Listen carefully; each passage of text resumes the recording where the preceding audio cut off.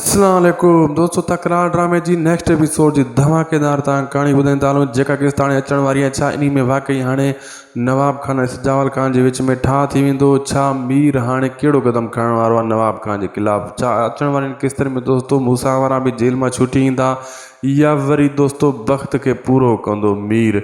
इन वीडियो के आखिर ताईं ॾिसो दोस्तों, सॼी अपडेट ॾींदासीं। अॼु धमाकेदार अपडेट तव्हांजे लाइ आंदी आहे। नंढड़े वीडियो में वॾी अपडेट आहे ऐं शायदि खोसो व्लॉग यूट्यूब चैनल के भी ज़रूर सब्सक्राइब कंदा, पेज के भी फॉलो लाइक शेयर ज़रूर कंदा। तव्हांखे ॿुधाईंदा हलूं दोस्तों, पहिरीं ॻाल्हि त पुलिस जेको SHO इंस्पेक्टर आहे इक़बाल, इहो शर्तूं मंझराईंदो नवाब खान खां। अचण वारी किस्त में सजावल खान जेको शर्तूं ॿुधाईंदो, सजावल खान शर्तूं काफ़ी इहे हूंदियूं त मूसा ऐं दरिया खान खे छॾियो वञे ऐं नैना खे तलाक ॾिनी वञे, मां पोइ मां उनजे हवाले कयां थो।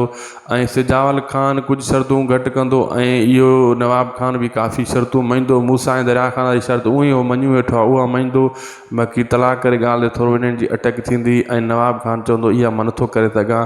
पोइ बि इन्हनि जी कुझु शर्तूं मञाइण जे लाइ सजावल खान पूरो ज़ोर ॾींदो ऐं इहो बि चवंदो तव्हां इन माइनि खे, मूमल खे, लीमन दार खे को नुक़सानु न पुॼाईंदे, इहो बि वाइदो वठंदो।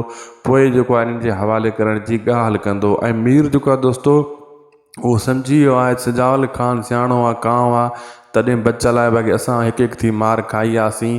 हाणे हू सोच रखंदो त को तरीक़ो कयां ऐं सजावल सां मिलां, इहो मसइलो हल करायां। मूं महिल